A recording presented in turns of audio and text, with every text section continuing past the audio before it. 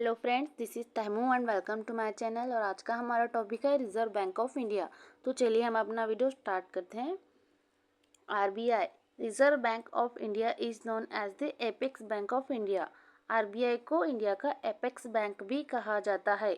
आपको यहाँ पे एक और बात का ध्यान देना है। अगर आपको ये पूछा जाए कि apex development bank of India या फिर apex bank of rural areas या रूरल इंडिया, तो वो होगा नाबार्ड। अगर पूछा जाए कि सिर्फ एपेक्स बैंक ऑफ इंडिया, तो वो होगा आरबीआई। तो इस बात का ख्याल रखें। Next, established on the recommendations of Hilton Young commission. Reserve bank of India को हिल्टन यंग कमीशन के रिकमेंडेशंस पे स्टैब्लिश किया गया था। सो क्या हुआ था? Hilton Young commission was the royal commission on Indian currency and finance set up by British government of India in 1920। So Hilton Young commission का एक और नाम क्या है?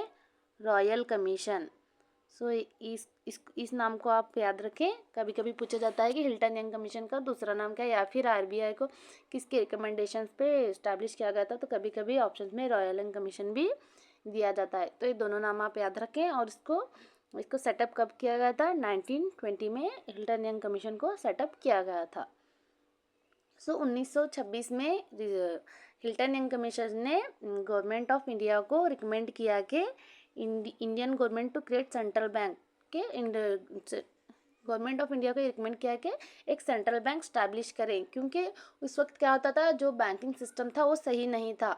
मतलब जो बैंक में जो लोग पैसा रखते थे, कभी कभी बैंक डूब जाता था, या फिर जो लोग लोन लेते थे वो रीपे नहीं करते थे।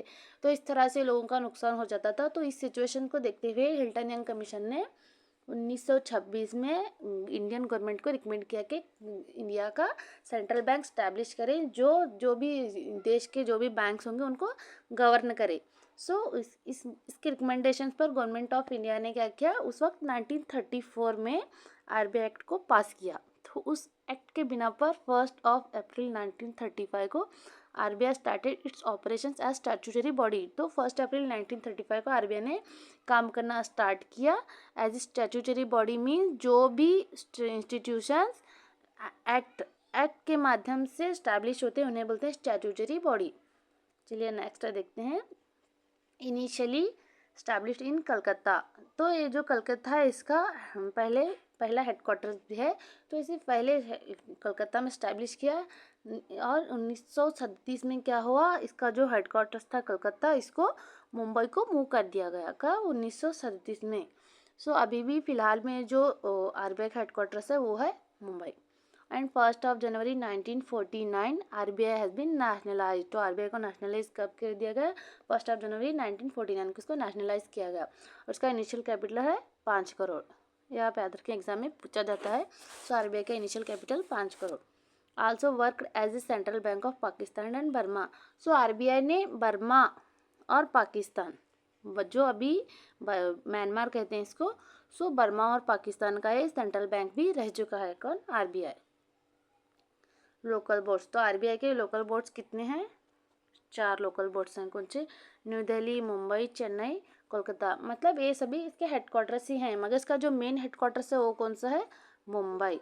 Mumbai main headquarter. जो पहला हेडक्वार्टर्स था वो था कोलकाता। एंड 1937 में शिफ्ट होके कहाँ पे पहुँच गया? मुंबई। सो अभी जो फिलहाल में है मुंबई। नेक्स्ट देखते हैं। सो हेड ऑफिस, जो अभी मैंने बताया आपको, उसका आरबीआई का headquarters Mumbai, head office Mumbai. So उसके रीजनल ऑफिस कितने हैं? 27 एंड सब ऑफिस 4 हैं। Next, board of directors. So RBI के बोर्ड ऑफ डायरेक्टर्स के मेंबर्स कितने हैं? 21 मेंबर्स। सो इसके मेंबर्स 21। कौन कौन? पहले तो हो गया गवर्नर, आरबीआई के governor, and then deputy governor 4, local board के अपॉइंट किए हुए 4 members, and minister of finance के 2 मेंबर, और गवर्नमेंट ऑफ इंडिया के 10 मेंबर। तो कितने हो गए? 4 4 8 1 9 और ये 2 11 और ये 10 21। तो टोटल 21 मेंबर्स होते हैं बोर्ड ऑफ डायरेक्टर्स में। The next is governors. Governor दो अभी जो हाल फिलहाल जो आरबीआई के गवर्नर हैं, कौन है? शक्तिकांत दास जी। कितने नंबर के? 25 नंबर के गवर्नर शक्तिकांत दास। एंड जब आरबीआई स्टैब्लिश हुई थी तो सबसे पहले गवर्नर कौन बने थे? Sir Osborne Smith. फिर उनके बाद James Taylor ji, and then next third C D. Deshmukh. ये थर्ड गवर्नर आरबीआई के, बट फर्स्ट इंडियन गवर्नर जो इंडिया के थे, तो इंडिया के फर्स्ट इंडियन गवर्नर कौन थे? सी.डी. देशमुख जी। नेक्स्ट देखते हैं डिप्यूटी गवर्नर। जो मैंने बताया 4 डिप्यूटी गवर्नर कौन कौन से? M Rajeshwar Rao, Swaminathan Janaki Raman, T Ravishankar and M D. Patra. ये बार बार चेंज होते रहते हैं, तो आप इसको अपडेट करते रहिए। Next functions of RBI. Reserve bank of India के फंक्शंस क्या क्या हैं? Maker of monetary policy. तो आरबीआई क्या करता है? मॉनेटरी पॉलिसी बनाता है। And the second is issuer of currency. RBI currency issue करता है। And then banker to the government. Government को भी लोन देता है, कि गवर्नमेंट के डिपॉजिट अपने पास रखता है।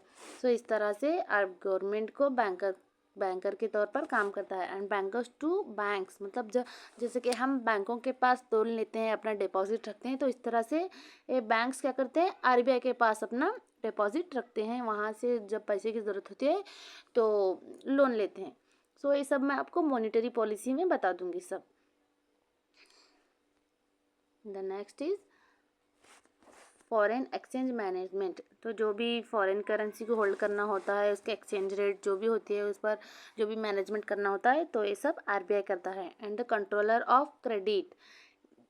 मेन पॉइंट, आरबीआई जो है क्रेडिट, जो देश में मनी सप्लाई होता है तो उसको कंट्रोल करने का काम कौन करता है? आरबीआई।